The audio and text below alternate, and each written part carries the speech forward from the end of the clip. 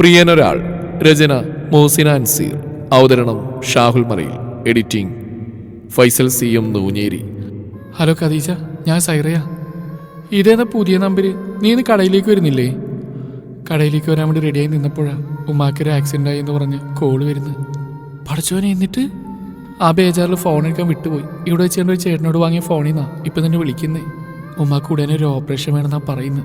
അതിൻ്റെ advance 50,000 രൂപയോട് അടച്ചാലേ operation നടത്തുമെന്നാണ് പറയുന്നത്. ഞാൻ എന്താടി ചെയ്യുക? നിന്റെ കയ്യിലെന്തെങ്കിലും? സൈറ, നിനക്ക് എൻ്റെ അവസ്ഥ അറിയില്ലേ? നീ കരയാതെ രാഘവ് സാറിനോട് ചോദിച്ചു നോക്ക്. സാറിപ്പോൾ കടയില്ല, നീ ഒന്ന് വിളിച്ചു നോക്ക്. ആ, ഞാനൊന്ന് വിളിച്ചു നോക്കട്ടെ. എനിക്ക് രാഘവ് സാറിന് നമ്പർ കാണാത്തറിയില്ല, നീ ഒന്ന് പറഞ്ഞു തരുമോ? ആ, നീ നോട്ട് ചെയ്തോ. ചേട്ടാ, ഒരു പേന തരുമോ? സൈറ പേന വാങ്ങി അവിടെ ഉള്ളം കയ്യിൽ നമ്പർ കുറിച്ചെടുത്തു. ചേട്ടാ, ഒരു കോൾ കൂടി ചെയ്തിട്ട് തരാട്ടോ ഫോൺ. പേന കയ്യിൽ കൊടുത്തുകൊണ്ട് സൈറ അവനോട് പറഞ്ഞു. ആ, അത് കുഴപ്പമില്ല, ഇയാൾ വിളിച്ചോ. ഹലോ സാർ, ഞാൻ സൈറ ബാനുവാണ്. ആ, എന്താ കുട്ടി, ഇന്ന് ഷോപ്പിൽ പോയില്ലേ? ലീവ് പറയാൻ വിളിച്ചാണോ? അത് എൻ്റെ ഉമ്മാക്കൊരു ആക്സിഡൻറ്റ് പറ്റിയ ഹോസ്പിറ്റലാണ്. അയ്യോ, അത് കഷ്ടമായി പോയല്ലോ. സാരല്ല, കൂട്ടി 2 ദിവസം കഴിഞ്ഞ് വന്നാൽ മതി. സാർ, ഉമ്മാക്കൂടെ ഒരു ഓപ്പറേഷൻ വേണമെന്നാണ് പറഞ്ഞ്. എൻ്റെ കയ്യിൽ അതിനുള്ള പൈസ ഇല്ല. 50,000 രൂപ അഡ്വാൻസ് കൊടുക്കണം, എങ്കിലും ഓപ്പറേഷൻ നടക്കുകയുള്ളൂ. സാറ് കടായിട്ട് തന്നാൽ മതി, ഞാൻ എങ്ങനെയെങ്കിലും തിരിച്ചു തരും. വല്ല 100-500 ആണെങ്കിൽ നോക്കായിരുന്നു. ഇതിപ്പോൾ നമ്മളെ കൊണ്ട് കൂട്ടിയാൽ കൂടില്ല. അതുകൊണ്ട് കുട്ടി വേറെന്തെങ്കിലും വഴി നോക്കുന്നതാണ് നല്ലത്. അവളുടെ കണ്ണിൽ നിന്നും കണ്ണുനീർ ധാരധാരയായി ഒഴുകി. 2 കടകൾ സ്വന്തമായിട്ടുള്ള ആളാണ് രാഘവൻ സാറ്. പുഷ്പരാഗ് ത്രെഡ് ഹൗസ് എന്ന നൂലുകളുടെയും ബട്ടൺസുകളുടെയും അധോലോകവും, പിന്നെ പുഷ്പ സാരീസ് എന്ന നഗരത്തിൽ അറിയപ്പെടുന്ന റെഡിമെയ്ഡ് ഷോപ്പും. ത്രെഡ് ഹൗസിൽ നിന്ന് കിട്ടുന്ന വരുമാനം കൊണ്ടാണ് രാഘവൻ സ്വന്തമായി റെഡിമെയ്ഡ് ഷോപ്പ് തുടങ്ങിയത്. രാഘവന്റെ ഭാര്യയുടെ പേരാണ് പുഷ്പലത. സമ്പത്തുണ്ടെങ്കിൽ ആളൊരു പിശുക്കനാണ്. രാഘവനും പുഷ്പക്കും അനന്തരാവകാശികൾ ആരും തന്നെ ഇല്ല. താങ്കറിയണോ? എന്തെങ്കിലും പ്രശ്നമുണ്ടോ? ഏയ് ഇല്ല, താങ്ക്സ്. ഒരു പരിചയമില്ലാത്ത എനിക്ക് ഫോൺ തരാനുള്ള മനസ്സ് കാണിച്ചല്ലോ. അതൊക്കെ ഒരു മാനുഷിക പരിഗണനയല്ലേ ഉള്ളൂ. തനിക്ക് പ്രോബ്ലം ഒന്നുമില്ലെന്ന് പറഞ്ഞ കളവാണെന്ന് എനിക്ക് മനസ്സിലായി. ഇയാൾക്ക് വിരോധമില്ലെങ്കിൽ കണ്ണുനീരിൻ്റെ കാരനോട് പറയാൻ പറ്റുന്നതാണെങ്കിൽ പറ. അത് പിന്നെ എൻ്റെ ഉമ്മാക്ക് പെട്ടെന്ന് ഓപ്പറേഷൻ വേണമെന്നാണ് പറഞ്ഞ്. അതിന് അഡ്വാൻസ് പെട്ടെന്ന് കൊടുക്കണം. എൻ്റെ കയ്യിൽ അത്ര തുകയുണ്ടാവില്ല. തൻ്റെ ഉപ്പ എവിടെയാ?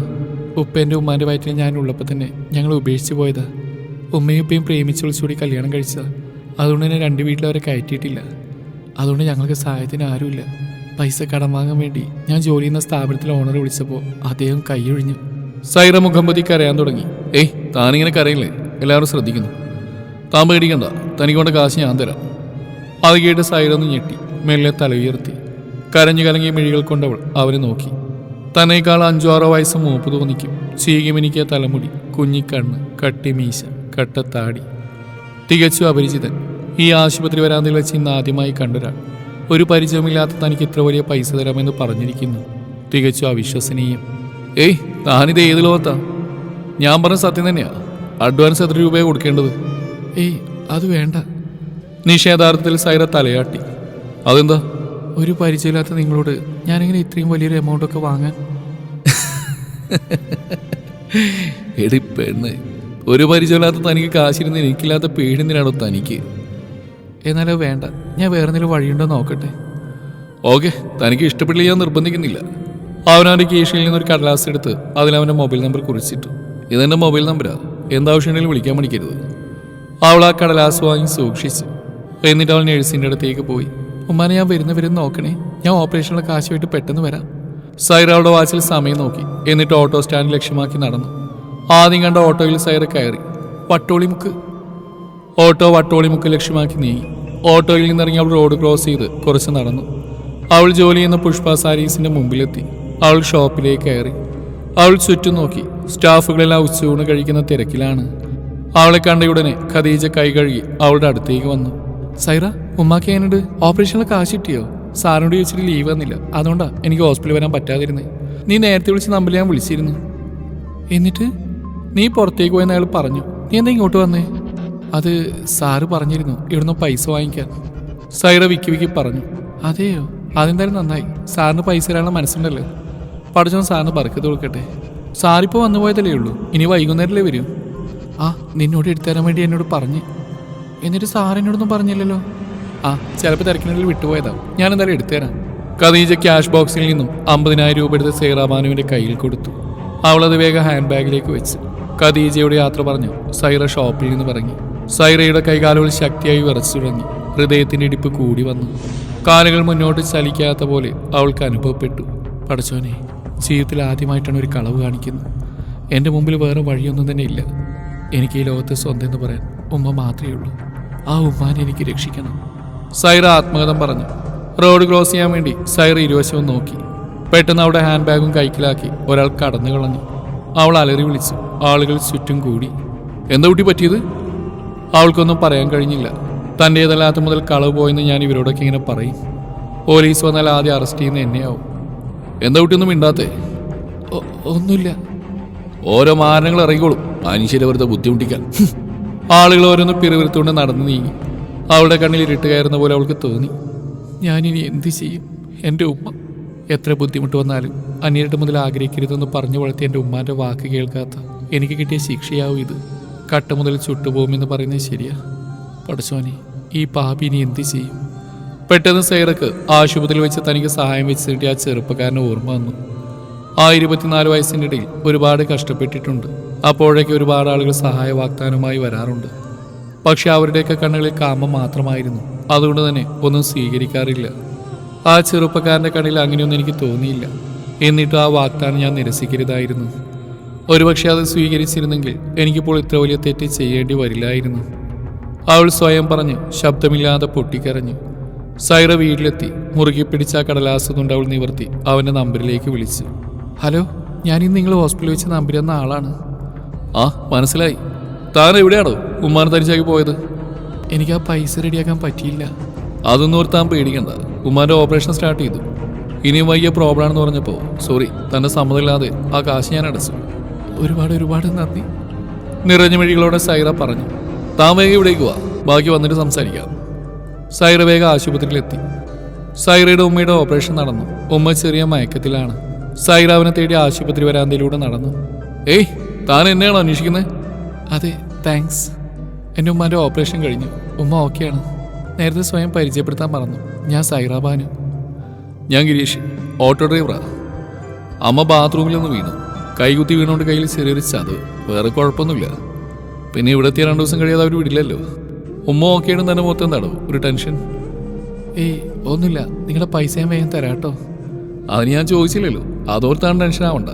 കയ്യിലുള്ളപ്പോൾ തന്നാൽ മതി. അമ്മയൊന്ന് കാണാൻ പറ്റുമോ? താൻ വാ.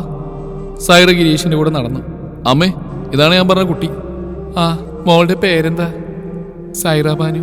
അമ്മയ്ക്കിപ്പോൾ എങ്ങനെയുണ്ട്? വേദന കുറവുണ്ടോ? ചെറിയൊരു നീറ്റലുണ്ട്, വേറെ കുഴപ്പമൊന്നുമില്ല. കുട്ടിയുടെ ഉമ്മാക്ക് എങ്ങനെയുണ്ട്? ഓപ്പറേഷൻ കഴിഞ്ഞു. അതിൻ്റെ ചെറിയ മയക്കത്തിലാണ്. എന്തായാലും അങ്ങോട്ട് പോട്ടെ ഉമ്മ. ഉണർന്ന് എന്നെ അന്വേഷിക്കും. ഓനെ ഗിരി, നീ ആ കൊച്ചിനെ റൂമിൽ കൊണ്ടുവന്ന് ആക്കി കൊടുക്ക്. വേണ്ട അമ്മേ, അത് സാരില്ല, ഇവൻ വന്നോളൂ. ഗിരീഷ് അവിടെ ഒപ്പം നടന്നു. ഗിരീഷ് സൈറയെ പാളി നോക്കി. അവളുടെ മുഖത്ത് അപ്പോഴും ടെൻഷനുണ്ട്. കുട്ടിത്തം നിറഞ്ഞു നിൽക്കുന്ന അവളുടെ മുഖത്തിന് ആ ഭാവം തീരെ ചേരുന്നില്ലെന്ന് ഗിരീഷ് മനസ്സിൽ പറഞ്ഞു. നിങ്ങളുടെ വീട്ടിലാർക്കെയുള്ളത്? സൈറയുടെ പെട്ടെന്നുള്ള ചോദ്യം കേട്ടപ്പോൾ അവൻ സൈറയിൽ നിന്ന് ഓട്ടം മാറ്റി. ഞാനും അമ്മയും. അച്ഛൻ എനിക്ക് 9 വയസ്സുള്ളപ്പോൾ മരണപ്പെട്ടു. പിന്നീട് അങ്ങോട്ട് ഒരു വിഷമം അറിയിക്കാതെ അമ്മ എന്നെ പൊന്നുപോലെ വളർത്തി. 10 കഴിഞ്ഞപ്പോൾ പഠിത്തം നിർത്തി. 2 കൊല്ലം മാമൻ്റെ കൂടെ പെയിൻറ്റിങ് പണിക്ക് പോയി. പിന്നെ ലൈസൻസ് എടുത്തു. സ്വന്തമായിട്ട് വണ്ടി വാങ്ങാൻ വേണ്ടി വീണ്ടും പെയിൻറ്റിങ്ങിന് പോയി. ഓട്ടോ വാങ്ങിയപ്പോൾ പിന്നെ അതുവഴി മുന്നോട്ട് പോയി. പിന്നെ ലൈഫ് മൊത്തത്തിൽ സെറ്റായി. നിങ്ങളെപ്പോലെ ഒന്നും പ്രതീക്ഷിക്കാതെ സഹായിക്കുന്നവർ ഇന്ന് വളരെ ചുരുക്കമാണ്. നമ്മുടെ ശരീരത്തിന് വില പറയുന്നവരാണ് കൂടുതലും. അതുകൊണ്ടാണ് നിങ്ങൾ പണം തരാമെന്ന് പറഞ്ഞപ്പോൾ ഞാൻ വിസമ്മതിച്ച്. ഒരിക്കൽ കൂടി സോറി, നിങ്ങളെ ആ കണ്ണിലൂടെ കണ്ടതിന്. ഏയ്, അതൊന്നും സാറിലിടോ. തന്നെ എനിക്ക് മനസ്സിലാവും. ഇപ്പോഴും നല്ല ടെൻഷൻ ഉണ്ടല്ലേ. കുറച്ച് സമയം ഉമ്മാൻ്റെ അടുത്തിരുന്ന എല്ലാം മാറിക്കോളൂ. സൈറ തലയാട്ടി. ഉമ്മയെ കണ്ടപ്പോൾ സൈറാക്ക് ആശ്വാസമായി. പക്ഷേ അവൾ ചെയ്ത തെറ്റോർത്തപ്പോൾ തലകറങ്ങുന്ന പോലെ അവൾക്ക് തോന്നി. പാവം ഖദീജ. ഞാൻ കാരണം അവൾ രാഘവൻ സാറിന് മുമ്പിൽ തെറ്റുകാരിയായിട്ടുണ്ടാവുമോ? റബ്ബേ, ഞാൻ എന്തൊരു സ്വാർത്ഥയാണ്. ഞാൻ ആ സമയത്ത് എന്നെക്കുറിച്ച് മാത്രമേ ചിന്തിച്ചിട്ടുള്ളൂ. ഖദീജ, അവൾ ഇതെങ്ങനെ നേരിടും? ഫോൺ റിങ് ചെയ്യുന്ന കേട്ട് അവൾ ചിന്തകളിൽ നിന്നൊന്ന് ഞെട്ടി. സ്ക്രീനിൽ ഖദീജയുടെ നമ്പർ കണ്ടപ്പോൾ സൈറയുടെ കൈകാലുകളിൽ വിറയൽ അനുഭവപ്പെട്ടു തുടങ്ങി. അവൾ ഫോൺ സൈലന്റിലിട്ടു. ഖദീജയുടെ കോളുകൾ വന്നുകൊണ്ടേയിരുന്നു. സൈറയ്ക്ക് കോളെടുത്ത് സംസാരിക്കാനുള്ള ധൈര്യം കിട്ടിയില്ല. കുറ്റബോധം കൊണ്ട് അവൾ സ്വയം നേറി. ഏത് സമയം ഇവിടെ പോലീസ് വരും, എന്നെ അറസ്റ്റ് ചെയ്ത് കൊണ്ടുപോകും. പാവൻ്റെ ഉമ്മ ഇതെങ്ങനെ സഹിക്കും? ഉപ്പ ഞങ്ങൾ ഉപേക്ഷിച്ചു പോയപ്പോൾ ആകെ ഉണ്ടായിരുന്ന മാല വിറ്റിട്ടാണ് ഹോസ്പിറ്റലിൽ ബില്ലടച്ചത്. ജനിച്ച് വീഴുമ്പോൾ തന്നെ ഉമ്മാൻ്റെ മഹർ നശിപ്പിച്ചവൾ പിന്നീട് വീടുകൾ തോറും വീട്ടുപണിയെടുത്ത് എന്നെ നോക്കി വളർത്തി. ആ പാവ ഒരുപാട് കഷ്ടപ്പെട്ട് എന്നെ +2 വരെ പഠിപ്പിച്ച്. തുടർന്ന് പഠിക്കാൻ ആഗ്രഹമുണ്ടെങ്കിലും ഞാൻ ഉമ്മാനെ ഇനിയും കഷ്ടപ്പെടുത്തേണ്ടെന്ന് കരുതി പഠിച്ചില്ല. പിന്നീട് രാഘവൻ സാറിന്റെ പുഷ്പ സാരീസ് എന്ന റെഡിമെയ്ഡ് കടയിൽ സെയിൽസ് ഗേളായി. അതിനുശേഷം ഉമ്മാനെ വീട്ടുജോലിക്ക് ഞാൻ അയച്ചില്ല. ഇനിയും ആ പാവ എനിക്ക് വേണ്ടി കഷ്ടപ്പെടുന്ന എനിക്ക് കാണാൻ വയ്യായിരുന്നു. ഒരുപാട് കഷ്ടപ്പെട്ടിട്ടും എൻ്റെ ഉമ്മ അന്യരുടെ രൂപ പോലും എടുത്തില്ല. എന്നാൽ ഈ പാപിയായ മകൾ ഇന്ന് തെറ്റ് ചെയ്തിരിക്കുന്നു. അന്യന്റെ മുതൽ കട്ടെടുത്തിരിക്കുന്നു. കൂട്ടുകാരിയെ ചേർന്ന് കള്ളത്തരം കാണിച്ചിട്ട് അത് പിടിച്ചപ്പോ ഇല്ലാത്ത കഥ മെനഞ്ഞെടുക്കുന്നടി പുന്നാര മോളെ. ഈ രാഘവനെ നിനക്ക് ശരിക്കറിയില്ല. സത്യമായിട്ട് എനിക്കൊന്നും അറിയില്ല സർ. സാറ് പറഞ്ഞിട്ടാണെന്ന് പറഞ്ഞപ്പോൾ സാറിനോട് ചോദിക്കാൻ കാശ് ബോക്സിൽ നിന്ന് പൈസ എടുത്ത് കൊടുത്തെന്നൊരു തെറ്റ് മാത്രമേ ഞാൻ ചെയ്തിട്ടുള്ളൂ. എനിക്കൊന്നും കേൾക്കണ്ട. കയ്യോടെ പോലീസിനെ പിടിച്ചു കൊടുക്കാൻ എനിക്ക് അറിയാഞ്ഞിട്ടല്ല. എന്റെ പൈസ ഇന്ന് വൈകുന്നേരം ആകുമ്പോഴേക്ക് എനിക്ക് കിട്ടണം. വെറുതെ കളയാൻ 10 20 അല്ല, 50,000 രൂപയാ. രണ്ടും പൂച്ചയെ പോലെ ഇരുന്നിട്ട് പാലിരുന്ന് കൈ തന്നെ കടിച്ചല്ലേ. ഇന്ന് വൈകുന്നേരം കൃത്യം 5 മണി വരെ ഞാൻ കാത്തു നിൽക്കും. പിന്നെ ഈ രാഘവൻ എന്റെ ആളുകളെയും കൂട്ടി പൊന്നാരമോടെ വീട്ടിലേക്ക് വരും. അതിന് ഇടവരുത്തരുത്. അപമാനം താങ്ങാനാവാതെ ഖദീജ തലകുനിച്ച് നിന്നു. അവളുടെ മിഴികൾ കരഞ്ഞു കലങ്ങി. ചെയ്യാത്ത തെറ്റിന് താൻ അപമാനിതയായി. ഇനി എന്നെ ആരും വിശ്വസിക്കില്ല. എല്ലാവരും എന്നെ കള്ളിയെന്ന് മുദ്രകുത്തും. ഇനി ഞാൻ ജീവിച്ചിരുന്നിട്ട് കാര്യമില്ല. ഖദീജ ഫാനിലേക്ക് ഉരുക്കിയിട്ട് വലത്തേക്കാൽ കൊണ്ട് സ്റ്റൂള് പതിയെ നീക്കി. അലറി വിളിച്ചുകൊണ്ട് സൈറ എഴുന്നേറ്റു. മോളെ സൈറ, എന്തു പറ്റി മോളെ? സൈറ ചുറ്റും നോക്കി. ആശുപത്രി ബെഡിലാണ് അവൾ. നേരം പുലർന്നിരിക്കുന്നു. ഓരോന്ന് ആലോചിച്ച് കിടന്നിട്ട് ഉറങ്ങിയത് എപ്പോഴാണെന്ന് തന്നെ അറിയില്ല. സൈറ, ഒന്നുമില്ല ഉമ്മ, ഒരു ദുസ്വപ്നം കണ്ടതാ. എന്താ എൻ്റെ കുട്ടിക്ക് പറ്റിയത്? ഇന്നലെ മുതലേ ഉമ്മ ശ്രദ്ധിക്കുന്നു. ഒന്നുമില്ലെന്ന് പറഞ്ഞ് ഉമ്മയിൽ നിന്ന് വേഗം സൈറ ഒഴിഞ്ഞു മാറി. ഞാൻ എന്തൊരു പാപിയാണ് റബ്ബേ. ഒരു പാവം പിടിനെ ചതിച്ചിട്ട് സുഖമായിട്ട് കിടന്നുറങ്ങിയിരിക്കുന്നു. അവളോട് കാര്യങ്ങൾ തുറന്നു പറയാനുള്ള മനസ്സുപോലും കാണിക്കാത്ത ദുഷ്ട. ഈ പാപങ്ങളിൽ നിന്നൊക്കെ ഞാൻ എങ്ങനെയാണ് പടച്ചോരെന്ന് മോചിതയാവുക? സൈറക്ക് അവളോട് തന്നെ വെറുപ്പ് തോന്നി. അവൾ വേഗം ഫോൺ എടുത്ത് സത്യങ്ങളെല്ലാം തുറന്നു പറയാൻ രാഘവൻ സാറിനെ വിളിച്ചു. 2-3 തവണ വിളിച്ചിട്ട് രാഘവൻ ഫോൺ എടുത്തില്ല. കുറച്ച് കഴിഞ്ഞ് ഒന്നുകൂടി വിളിച്ചു നോക്കാമെന്ന് കരുതി അവൾ ഉമ്മാക്ക് ചായ വാങ്ങാൻ ക്യാൻറ്റീനിലേക്ക് പോയി. പെട്ടെന്ന് ഹോസ്പിറ്റലിലേക്ക് ഖദീജ വരുന്ന സൈറ കണ്ടു. സൈറ ഖദീജക്ക് മുഖം കൊടുക്കാതെ മാറി നിന്നു. ഖദീജയും സൈറയെ കണ്ടില്ല. ഖദീജ നഴ്സിനോട് സംസാരിച്ച് സൈറയുടെ ഉമ്മ കിടക്കുന്ന മുറിയിലേക്ക് പോയി. ഖദീജ മുറിയിൽ നിന്ന് പോകുന്നവരെ സൈറ അവൾ കാണാതെ ഒളിച്ചു നിന്നു. ഖദീജ പോയെന്ന് ഉറപ്പുവരുത്തി സൈറ മെല്ലെ മുറിയിലേക്ക് കയറി. നീ എന്താ ഇത്ര വൈകിയത്? ഖദീജ മോള് വന്നിരുന്നു. ആ കുട്ടി കുറെ നേരം കാത്തുന്നു. അവള് വിളിച്ചിട്ട് നീ ഫോൺ എടുത്തില്ലെന്ന് പറഞ്ഞു. പിന്നെ ഇനിയും നിന്നാ കടയിൽ പോകാൻ താമസിക്കുന്നത് പറഞ്ഞ് ഇപ്പം ഇറങ്ങിയതേ ഉള്ളൂ. അതുമ്മ ക്യാൻറ്റീനിൽ നല്ല തിരക്കായിരുന്നു. സൈറ പറഞ്ഞൊപ്പിച്ചു. പാവം മോളാ ഖദീജ, നിന്നെക്കാളും ചെറുപ്പമല്ലേ. സത്താറിൻ്റെ ശരീരം തളർന്നില്ലായിരുന്നെങ്കിൽ മീൻ പണി എടുത്ത് തന്നെ അവളെയും ഉമ്മാനെയും കുഞ്ഞനിയന്മാരെയും ഒക്കെ പൊന്നുപോലെ നോക്കിയേനെ. എന്ത് പറയാനാ, പടച്ചോന്റെ വിധി എന്നല്ലാതെ. സൈറാക്ക് വല്ലാത്തൊരു കുറ്റബോധം തോന്നി. ഹൃദയത്തിൽ കത്തി കുത്തി ഇറക്കുന്ന പോലെ തോന്നി. ഖദീജയുടെ ബാപ്പ മത്സ്യക്കച്ചവടക്കാരനാണ്. മാസങ്ങൾക്ക് മുമ്പേ സ്ട്രോക്ക് വന്നൊരു ഭാഗം തളർന്നു. അതോടെ ഖദീജയുടെ പഠിത്തം നിന്നു. ഖദീജയ്ക്ക് 4-ലും 5-ലും പഠിക്കുന്ന 2 അനിയന്മാരാണ്. അങ്ങനെ കുടുംബം പോറ്റാൻ 20 വയസ്സുള്ള ഖദീജ രാഘവൻ സാറിന്റെ കടയിൽ സെയിൽസ് ഗേളായി മാറി. വിറക്കുന്ന കൈകളാലെ സൈറ ഫോൺ എടുത്ത് ഖദീജയെ വിളിച്ചു. സൈറ, നീ എന്ത് പണിയാ കാണിച്ച്? ഖദീജ, സോറി പറയാൻ എനിക്ക് അർഹതയില്ലെന്നറിയാം. എന്നാലും നീ എന്നോട് ക്ഷമിക്കുക. അപ്പോഴത്തെ എൻ്റെ അവസ്ഥ അങ്ങനെയായിരുന്നു. കാശ് അതിവിടെ കിട്ടിയെന്ന് പറഞ്ഞ് ഞാൻ നിന്നെ എത്ര തവണ വിളിച്ചു. എന്ത്? നീ ഒരു ചേട്ടൻ്റെ കയ്യിൽ ഷോപ്പിലേക്ക് പൈസ കൊടുത്തയച്ചില്ലേ? അത് അന്ന് തന്നെ ഇവിടെ കിട്ടിയെന്ന്. സൈറ ഒന്നും മനസ്സിലാവാതെ മൂളി. നിനക്ക് ഓപ്പറേഷനുള്ള പൈസ എവിടുന്നാണ് കിട്ടിയത്? അതൊക്കെ നിന്നെ നേരിട്ടേണ്ട പറയാം. പൈസ അവിടെ കിട്ടിയല്ലോ അല്ലേ? അതെ, അന്ന് നീ കാശ് വാങ്ങിയിട്ട് 1-2 മണിക്കൂർ ആകുമ്പോഴേക്കും ആ താടിക്കാരൻ ചേട്ടൻ ഇവിടെ കൊണ്ടുവന്ന് തന്നിരുന്നു. ഇപ്പം ഞാൻ വെക്കട്ടെ, ഡോക്ടർ വരാൻ സമയമായി. Okay D. സൈറ മുറിയിലേക്ക് പോയി. സൈറയുടെ ഉമ്മ നല്ല ഉറക്കത്തിലാണ്. പടച്ചോനെ, ശരിക്കും എന്താ സംഭവിച്ചേ? ഒന്നും മനസ്സിലാവുന്നില്ലല്ലോ. എനിക്ക് അകത്തേക്ക് വരാമോ? സൈറ, ഇത് പിടി. ഗിരീഷ് സൈറയുടെ കയ്യിൽ ഒരു കവർ വെച്ച് കൊടുത്തു. ഇതെന്താ? ഇത് കുറച്ച് കാശാ. ഇവിടുന്ന് ഡിസ്ചാർജ് ആവും, ബില്ലടക്കണ്ടേ? അമ്മ ഇന്ന് വൈകിട്ട് ഡിസ്ചാർജ് ആവും. ഞങ്ങൾക്ക് വിചാരിച്ചത്ര ബില്ലൊന്നും ആയില്ല. അമ്മയുടെ ചിട്ടിയിൽ നിന്ന് കിട്ടിയ കാശും പിന്നെ എൻ്റെ കയ്യിലുണ്ടായിരുന്നു നമ്മുടെ ഓട്ടോ കൂട്ടുകാരൊക്കെ ചേർന്ന് വിരിച്ച കാശും കൂടി ഉണ്ടായിരുന്നു. അതിൻ്റെ ബാലൻസ് വന്ന തുകയാണ്. ഉമ്മാൻ്റെ ആശുപത്രി ബില്ലടക്കാൻ ഇത് മതിയാവും. എന്നേ പോട്ടെ, ഉമ്മ ഒറ്റക്കാണേ. അതും പറഞ്ഞ് ഗിരീഷ് പുറത്തേക്ക് പോയി. ഒരു നിമിഷം. എന്താ സൈറ? നിങ്ങൾ ആരാ? ഞാൻ ഗിരീഷ്. സൈറ എത്രയോട്ട് തന്നെ മറന്നോ? നിങ്ങളുടെ തമാശ കേൾക്കാൻ സമയമില്ല. ഞാൻ ചോദിക്കുന്നത് എനിക്ക് വ്യക്തമായ ഉത്തരം വേണം. എന്താ സൈറക്ക് അറിയേണ്ടത്? പുഷ്പ സാരീസിൽ പൈസ കൊണ്ടുകൊടുത്തത് നിങ്ങളല്ലേ? ഞാൻ തന്ന കവറിൽ തൻ്റെ ബാഗ് കണ്ട ഈ ചോദ്യം ഉണ്ടാവുമെന്ന് എനിക്കറിയായിരുന്നു. അതെ, ഞാൻ തന്നെയാണ്. ഞാൻ കെട്ടാൻ പോകുന്ന പെണ്ണ് അപമാനിക്കപ്പെടുന്നത് എനിക്ക് സഹിക്കാൻ കഴിയില്ല. എൻ്റെ സൈറയെ ഞാൻ ആത്മാർത്ഥമായി സ്നേഹിക്കുന്നു. എൻ്റെ ഭാര്യയാക്കാൻ ആഗ്രഹിക്കുന്നു. നീ വിചാരിക്കുന്ന പോലെ നിന്നെ ഇവിടെ വെച്ചല്ല ഞാൻ ആദ്യമായി കാണുന്നത്. അന്ന് എൻ്റെ ഓട്ടോയിൽ ഇതേ സാരിയിൽ കറുപ്പ് തട്ടം ചുറ്റി നീ കയറിയ ദിവസം ശരിക്കും നീ അന്ന് എൻ്റെ മനസ്സിൻ്റെ ഉള്ളിലേക്കാണ് നിന്റെ ഈ സുന്ദരമായ പാദം എടുത്തു വെച്ചത്. പിന്നീട് ഞാൻ നിന്നെ എന്നും കാണും. നിന്നെക്കുറിച്ചെല്ലാം ഞാൻ അന്വേഷിച്ചറിഞ്ഞു. അങ്ങനെ ഉമ്മച്ചിക്കുട്ടി എനിക്ക് പെരുത്ത് ഇഷ്ടമായി. നീ എന്നെ ശ്രദ്ധിച്ചില്ലെങ്കിലും ഞാൻ നിന്നെ മാത്രമേ ശ്രദ്ധിച്ചിരുന്നുള്ളൂ. പക്ഷേ ഇവിടെ വെച്ച് നിന്നെ യാദൃശ്ചികമായിട്ടാണ് കണ്ടത്. എൻ്റെ പെണ്ണിൻ്റെ കരഞ്ഞു വാടിയ മുഖം കണ്ടപ്പോൾ എൻ്റെ ചങ്ക് തകർന്നു. നീ അറിയാതെ തന്നെ നിന്നെ ഞാൻ പിന്തുടർന്നു. നീ എന്നോട് തന്നെ ഫോൺ വാങ്ങുകയും കൂട്ടുകാരിയെ രാഘവൻ സാറിനെ വിളിക്കുന്നത് ഞാൻ വീക്ഷിച്ചു. പിന്നെ എന്നോട് യാത്ര പറഞ്ഞ് ധൃതിയിൽ നീ പോകുന്ന കണ്ട നേരം നീ ഏതോ അപകടത്തിലേക്കാണ് പോകുന്നതെന്ന് എനിക്ക് മനസ്സിലായി. അതുകൊണ്ട് തന്നെ നിന്നെ ഞാൻ പിന്തുടർന്നു. നീ ഷോപ്പിൽ കയറി കൂട്ടുകാരിയോട് കള്ളം പറഞ്ഞ് പൈസ വാങ്ങിയതും നിന്റെ കയ്യിൽ നിന്ന് ഒരാൾ തട്ടിപ്പറിച്ച് ഓടിയതും ഞാൻ കണ്ടു. പിന്നെ ഞാൻ അവൻ്റെ പിന്നാലെ പോയി. ഒരു പാവം പയ്യൻ. ആദ്യം 2-3 അടി കൊടുത്തെങ്കിലും പിന്നെ സങ്കടം തോന്നി. സാഹചര്യം കൊണ്ട് കള്ളനായ ഒരു പാവം പയ്യൻ. ഇനി ഇത് ആവർത്തിക്കരുതെന്ന് പറഞ്ഞ് അവൻ്റെ കയ്യിൽ കുറച്ച് കാശ് കൊടുത്തു. അവൻ തിരിച്ചു തന്ന ബാഗിലെ കാശ് നിന്റെ പുഷ്പ സാരീസിൽ തന്നെ ഞാൻ കൊണ്ടുകൊടുത്തു. അപമാനിക്കപ്പെടുന്നതിൻ്റെ വേദന നന്നായിട്ട് അറിഞ്ഞ ഒരാളാണ് ഞാൻ. പണ്ട് ഞാൻ 5ാം ക്ലാസ്സിൽ പഠിക്കുമ്പോൾ എൻ്റെ കൂട്ടുകാരൻ നിയാസ് അവൻ്റെ ഉപ്പ് ദുബായിൽ നിന്ന് കൊണ്ടുവന്ന ഒരു ഉഗ്രം പേന ക്ലാസ്സിൽ കൊണ്ടുവന്നു. ആ പേന കാഴ്ചയിൽ തന്നെ തികച്ചും വ്യത്യസ്തമായിരുന്നു. അതുകൊണ്ട് എന്ത് വരച്ചാലും അതിന് ജീവൻ വെക്കുന്നവൻ ഞങ്ങളോടൊക്കെ പറഞ്ഞു. ആ കുഞ്ഞു പ്രായത്തിൽ ഞങ്ങളതൊക്കെ വിശ്വസിച്ചു. ഉച്ചയ്ക്ക് എല്ലാവരും പുറത്തുപോയ സമയം അവൻ്റെ ബാഗിൽ നിന്ന് ആരും കാണാതെ ആ പേന ഞാൻ എൻ്റെ ബാഗിലേക്ക് വെച്ചു. വേറൊന്നിനും വേണ്ടിയായിരുന്നില്ല, എൻ്റെ അച്ഛനെ ഒന്ന് വരക്കണം.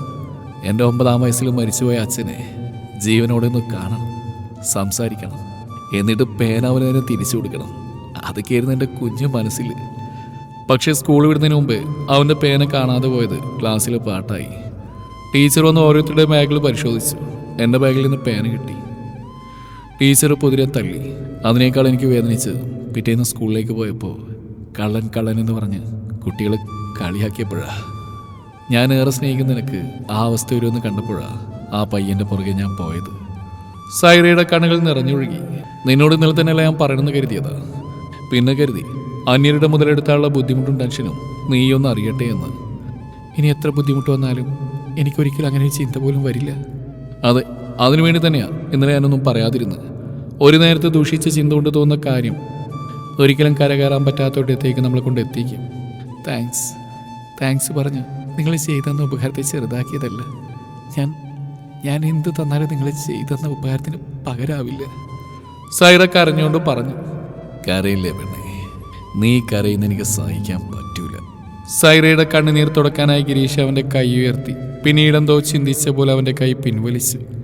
സൈറയുടെയും ഗിരീഷിൻ്റെയും കണ്ണുകൾ പരസ്പരം മുടക്കി. അവർ പരസ്പരം നോക്കി നിന്നു. യാതനകളുടെ മഴ പെയ്തു തോറുന്ന പോലെ അവർക്ക് തോന്നി. അതെ, അതിൻ്റെ ഇടയിൽ കല്യാണക്കാരൊക്കെ പറയുന്ന കേട്ടല്ലോ, എല്ലാം ഒറ്റക്കങ്ങ് തീരുമാനിച്ചാൽ മതിയോ? ആര് പറഞ്ഞു ഒറ്റയ്ക്ക് തീരുമാനിച്ചാണെന്ന്? എൻ്റെ സൈറക്കുട്ടിയുടെ ഈ കണ്ണുകളിൽ എനിക്കിപ്പോഴും കാണാൻ കഴിയുന്നുണ്ട് സൈറക്കുട്ടിക്ക് എന്നോടുള്ള ഇഷ്ടം. ഉമ്മ എഴുന്നേറ്റുണ്ടാവും, നമുക്ക് പിന്നെ കാണാം കേട്ടോ. അതും പറഞ്ഞ് സൈറ മുറിയിലേക്ക് ഓടി. ഗിരീഷ് അവളെ തന്നെ നോക്കി കള്ളച്ചിരി പാസ്സാക്കി. ഗിരിയേട്ടാ, ഇന്ന് നിങ്ങൾ കുടിച്ചിട്ടുണ്ടോ? ആ പാവ യശോദാമയെ പറ്റിക്കുന്ന പോലെ എന്നെ പറ്റിക്കാൻ നോക്കരുത് കേട്ടോ. അതേലോ സൈറക്കുട്ടി, ഇപ്പൊ നല്ല ചൂട് കഞ്ഞി ഊതി ഊതി കുടിച്ചിട്ടിരിക്കുക.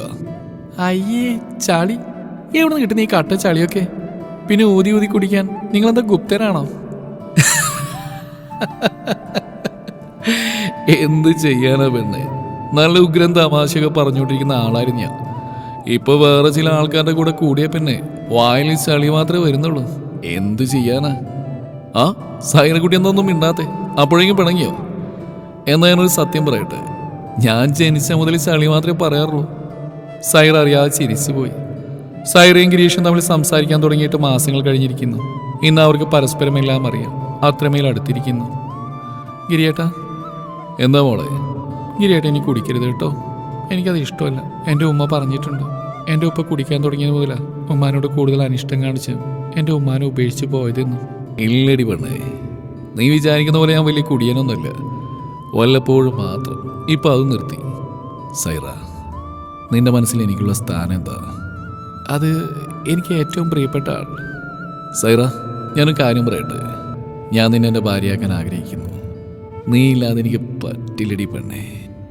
നിനക്ക് നിന്റെ മതം, എനിക്ക് എൻ്റെ മതം. ഒരിക്കലും ഞാൻ നിന്നെ മതം മാറ്റാൻ നിർബന്ധിക്കില്ല. നിന്റെ മതത്തിൽ പറഞ്ഞ കാര്യങ്ങൾ നിനക്ക് ചെയ്യാം, എൻ്റെ മതത്തിൽ പറഞ്ഞ് എനിക്കും ചെയ്യാം.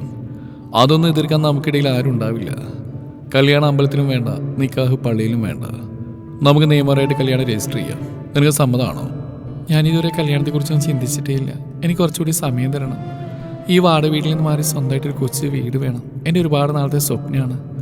ഒരു ദിവസം സ്വന്തം വീട്ടിലെ സമാധാനത്തോടെ ഒന്ന് ഉറങ്ങണം. എൻ്റെ പൊന്നുമാനെ ഒന്ന് സന്തോഷിപ്പിക്കണം. ഞാൻ നിന്നെ ഒരിക്കലും നിർബന്ധിക്കില്ല. നിന്റെ ആഗ്രഹം എൻ്റെ കൂടി ആഗ്രഹമാണ്. ഈ ഒരു തുച്ഛമായ ശമ്പളത്തിൽ വീടെടുക്കാൻ കുറച്ച് പ്രയാസമായിരിക്കും. അതുകൊണ്ട് ഞാനൊരു കാര്യം പറയട്ടെ. നിനക്ക് തുടർന്ന് പഠിച്ചുകൂടെ? നിനക്ക് +2 നല്ല മാർക്കുള്ളതല്ലേ? അതൊന്നും നടക്കില്ല ഗിരിയേട്ടാ. അതിനൊക്കെ നല്ല പൈസ വേണം. ആരും പറഞ്ഞ് നടക്കില്ലെന്ന്. ഇപ്പോൾ ഓൺലൈനായിട്ടൊക്കെ പഠിക്കാം.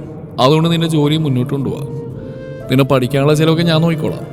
പഠിപ്പ് കഴിഞ്ഞാൽ പിന്നെ നിനക്ക് നല്ല സാലറിയുള്ള ജോലി കിട്ടും. പിന്നെ വീടെടുക്കൽ എളുപ്പമാവും. അത് വേണ്ട ഗിരിയേട്ടാ. ഇപ്പം തന്നെ ഞാൻ നിങ്ങൾക്ക് വലിയ പൈസ കടക്കാരിയ. ഇനി എനിക്ക് വേണ്ടി ഇങ്ങനെ അത് ശരിയാവില്ല. എന്തിനാ പെണ്ണേ എൻ്റെ മുമ്പിൽ നിന്റെ ഈ ദുരഭിമാനം? അഭിമാനമാവാം, ദുരഭിമാനം നല്ലതല്ല പെണ്ണേ. പിന്നെ പഠിച്ച് നല്ല ജോലി കിട്ടിയാലേ എന്നെ മറക്കാതിരുന്നാൽ മതി. അപ്പം എൻ്റെ സൈഡ് കൂടി തുടർന്ന് പഠിക്കാൻ പോകുന്നു. എന്താണ് പഠിക്കേണ്ടതെന്നൊക്കെ നീ തീരുമാനിക്കുക. അതിനെപ്പറ്റി എനിക്ക് വലിയ ഐഡിയ ഒന്നുമില്ല. അപ്പോൾ സൈഡ് കൂടി ഉറങ്ങിക്കോ. ഞാൻ നാളെ വിളിക്കാം കേട്ടോ. സൈറയുടെ പഠനം തുടങ്ങി. അവളുടെ ആഗ്രഹം പോലെ MBA ചെയ്തുകൊണ്ടിരിക്കുകയായിരുന്നു.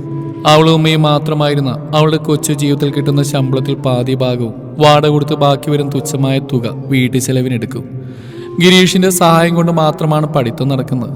ഗിരീഷിന് സ്വന്തമായി വീടുണ്ട്. ഗിരീഷിന്റെ അച്ഛന്റെ പേരുള്ള സ്ഥലം വിറ്റ് കിട്ടിയ പൈസയിൽ നിന്ന് കുറച്ചെടുത്താണ് ഗിരീഷ് സൈറയെ പഠിപ്പിക്കുന്നത്. പിന്നെ രാവിലെയും രാത്രി അവൻ ഓട്ടം പോകും. ഇന്ന് അവന്റെ ജീവിതത്തിൽ ഒരുപാട് ലക്ഷ്യങ്ങളുണ്ട്. സൈറയുടെ പഠിത്തം പൂർത്തിയാക്കണം. സ്വന്തമായൊരു വീട് എന്ന തന്റെ പ്രിയപ്പെട്ടവരുടെ ആഗ്രഹം നടത്തി കൊടുക്കണം. ഒരുമിച്ച് ജീവിക്കാൻ പറ്റുമോ എന്നറിയാതെ അവർ ആത്മാർത്ഥമായി പ്രണയിക്കുകയാണ്. മതത്തിന്റെ ചങ്ങല കൊണ്ട് അവരുടെ പ്രണയത്തെ ബന്ധിക്കപ്പെടുമോ എന്നറിയില്ല അവർക്ക്. പക്ഷെ അവർക്കൊന്നറിയാം, ഗിരിക്ക് സൈറയും സൈറയ്ക്ക് ഗിരിയും ജീവനാണ്.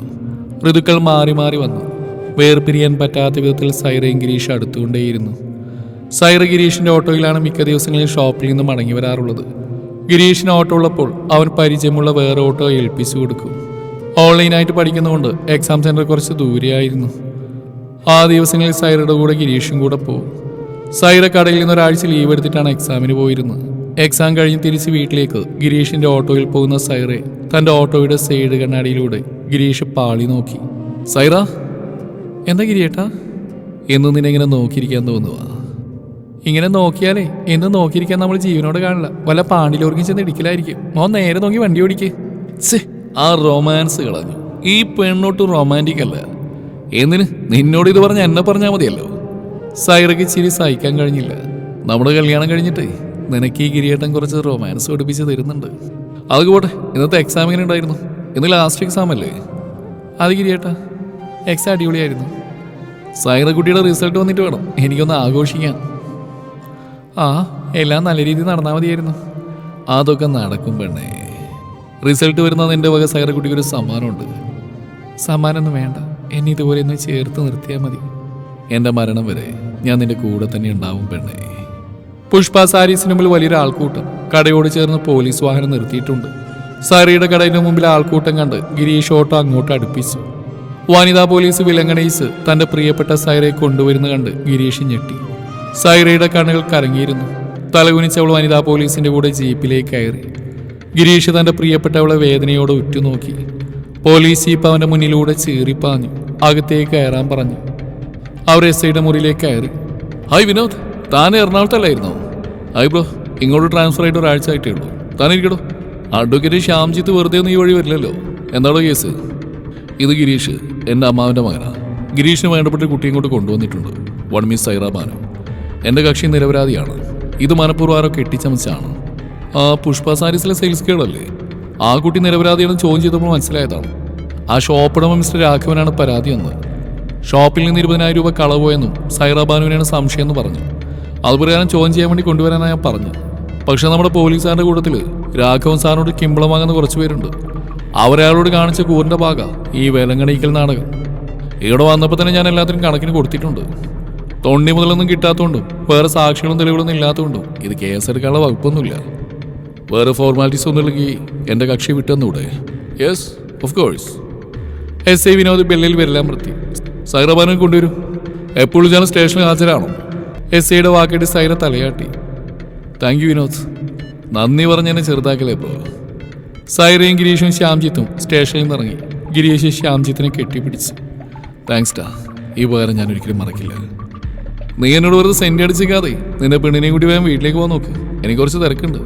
എന്നതിനെ ഇറങ്ങട്ടെ. ശ്യാംജിത്ത് ഗിരീഷിനോടും സൈറയോടും യാത്ര പറഞ്ഞിറങ്ങി. സൈറ, നീ ഒരുപാട് സങ്കടപ്പെട്ടു അല്ലേ? ഇല്ല ഗിരിയേട്ട അന്ന് എന്നെ രക്ഷിച്ചില്ലായിരുന്നെങ്കിൽ ഒരുപക്ഷെ ഈ സ്റ്റേഷനിലെ ജയിലിൽ എനിക്ക് കിടക്കേണ്ടി വന്നേനെ. ചിലപ്പോൾ അന്ന് ചെയ്തതിൻ്റെ ശിക്ഷയാവും ഇന്നെനിക്ക് കിട്ടിയത്. സൈറ, അങ്ങനെയൊന്നും പറയില്ലേ. ശരിക്കും എന്താണ് സംഭവിച്ചത്? കുറച്ച് ദിവസമായിട്ട് രാഘവൻ സാറിൻ്റെ പെരുമാറ്റത്തിൽ നല്ല മാറ്റമുണ്ടായിരുന്നു. വല്ലാത്തൊരു നോട്ടവും ചിരിയൊക്കെയായിരുന്നു. ആദ്യക്കിനെ തോന്നലായിരിക്കുന്ന തോന്നിയത്. പിന്നെ നല്ല ഉച്ചയ്ക്ക് എൻ്റെ അടുത്ത് വന്ന് സംസാരിച്ചു. ആദ്യം നല്ല രീതിക്ക് ഉമ്മാക്ക് എങ്ങനെയുണ്ടെന്നും മരുന്നൊക്കെ കൃത്യമായിട്ട് കൊടുക്കാറില്ലേ എന്ന് ചോദിച്ചു. പിന്നെ എന്തിനാടി കൊച്ചേ ഇത്ര സൗന്ദര്യം ഉണ്ടായിട്ട് നീ ഇവിടെ കിടന്ന് ഈ പെടാപാട് വിടുന്നത്? നീയൊന്ന് മൂളിയാ മതി, നിന്നെ ഇട്ടുമൂടാനുള്ള സമ്പത്ത് ഞാൻ തരാം. പകരം ചെറിയൊരു ഉപകാരം. നിന്നിലൂടെ നിന്നെ പോലെ സുന്ദരിയായ ഒരു കുഞ്ഞിനെ എനിക്ക് നീ തരണം. ആരും അറിയില്ല, നിന്റെ ഈ ശരീരം എനിക്ക് തന്നൂടെ? സൈറയുടെ കൈ രാഘവന്റെ മുഖത്ത് ആഞ്ഞു വീശി. കോപം കൊണ്ട് അവിടെ രക്തം തിളച്ചു. സൈറ രാഘവനെ തുറപ്പിച്ച് നോക്കി കടയിൽ നിന്നിറങ്ങി. ഞാനൊന്നൊരുപാട് വട്ടം ചിന്തിച്ചു കടയിൽ പോകണോ വേണ്ടേന്ന്. പിന്നെ ഓരോ ബാധ്യതകൾക്ക് ആലോചിച്ചപ്പോഴാണ് പോവായെന്ന തീരുമാനത്തിലെത്തിയത്. അടി കിട്ടിയതുകൊണ്ട് ഇനി ആളൊന്നിനും വരില്ലെന്ന് കരുതി. പക്ഷേ ഞാൻ കടയിലെത്തുമ്പോഴേക്കും പോലീസ് അവിടെ എത്തിയിരുന്നു. അയാൾക്ക് വഴങ്ങി കൊടുക്കാത്തതിനാൽ ഒരു കള്ളക്കേസ് കുടിക്കാൻ ഒതുക്കാമെന്ന് അയാൾ കരുതി കാണും. സൈറ പറയുന്ന കേട്ട് ഗിരീഷിന് രാഘവനോടുള്ള കലി നിയന്ത്രിക്കാനായില്ല. കള്ളക്കിളവൻ, അയാൾക്കുള്ള പണി ഞാൻ കൊടുത്തോളാം. വേണ്ട ഗിരിയേട്ട, ഞാൻ കാരണം ഇപ്പം തന്നെ ഒരുപാട് പ്രശ്നങ്ങൾ ഗിരിയേട്ടനുണ്ട്. എന്നോട് ഇഷ്ടമുണ്ടെങ്കിൽ ദയവ് ചെയ്ത് അയാളോട് ഒരു പ്രശ്നത്തിനും പോവരുത്. ചെയ്യാത്ത കുറ്റത്തിന് ഒരു പെണ്ണിനെ ശിക്ഷിക്കാൻ നോക്കിയതിന് പടച്ചു എനിക്കന്ന് ശിക്ഷയാണിത്. അതുകൊണ്ട് ആരും കുറ്റം പറഞ്ഞിട്ടും കാര്യമില്ല. അതൊക്കെ കഴിഞ്ഞില്ലേ? ഇനി അങ്ങനെയൊന്നും പറയില്ലേ പെണ്ണേ. ഞാനായിട്ടൊന്നിനും പോകുന്നില്ല, പോരെ? ഗിരിയേട്ട, ഉമ്മ ഇതറിഞ്ഞാൽ സഹിക്കാൻ കഴിയില്ല. നമുക്ക് പെട്ടെന്ന് ഉമ്മാൻ്റെ അടുത്തേക്ക് പോകാൻ ഗിരിയേട്ട. നീ അതാലോചിച്ച് ടെൻഷനാവേണ്ട. ഞാനിവിടേക്ക് വരുന്നതിന് മുമ്പേ നിന്റെ ഉമ്മാൻ്റെ അടുത്ത് പോയിട്ട് കാര്യങ്ങളൊക്കെ പറഞ്ഞിട്ടുണ്ട്. 1 10 പറയുന്ന നാട്ടുകാർ പറയുന്നതിന് മുമ്പേ ഉമ്മാക്ക് ഞാൻ എല്ലാം വിശദമായിട്ട് പറഞ്ഞു കൊടുത്തിട്ടുണ്ട്. അതുമാത്രമല്ല, ഉമ്മയെ ഞാൻ അമ്മയുടെ അടുത്ത് കൊണ്ടാക്കിയിട്ടാണ് ഞാനിങ്ങോട്ട് വന്ന്. ഞാൻ പറയാത്തന്നെ എൻ്റെ മനസ്സ് മനസ്സിലാക്കി ഓരോ കാര്യങ്ങളും എത്ര ഭംഗിയായിട്ടാണ് ഗിരിയേട്ടൻ ചെയ്യുന്നത്. നിങ്ങൾ ഓരോ നിമിഷം എന്നെ അത്ഭുതപ്പെടുത്തിക്കൊണ്ടിരിക്കുകയാണല്ലോ ഗിരിയേട്ട. ഇത്രയധികം എന്നെ സ്നേഹിക്കാൻ മാത്രം എനിക്ക് എന്ത് പ്രത്യേകതയാണുള്ളത്? എനിക്ക് സ്നേഹിക്കാൻ എൻ്റെ സൈറക്കുട്ടിയുടെ നല്ല മനസ്സിന് ധാരാളം. സൗന്ദര്യം കണ്ട് കണ്ണുമഞ്ഞളിച്ചല്ല ഞാൻ നിന്നെ ആഗ്രഹിച്ചു. നീ പോലും അറിയാതെ നിന്നെ ഞാൻ വീക്ഷിച്ചു. നീ ഓരോരുത്തരോട് എത്ര മനോഹരമായിട്ടാണ് പെരുമാറുന്നത്. ചിരിച്ചുകൊണ്ട് മാത്രമേ നിന്നെ ഞാൻ കണ്ടിട്ടുള്ളൂ. അതൊക്കെ എപ്പോഴെന്ന മട്ടിൽ സൈറ ഗിരീഷിനെ ആശ്ചര്യത്തോടെ നോക്കി. അമ്മയ്ക്ക് സാരി വാങ്ങാനെന്ന മട്ടിൽ നിന്നെ കാണാനും ഞാൻ ഒരുപാട് തവണ അവിടെ വന്നിട്ടുണ്ട് സൈറ. നീ എന്നെ ശ്രദ്ധിച്ചിട്ടില്ലെന്നേ ഉള്ളൂ.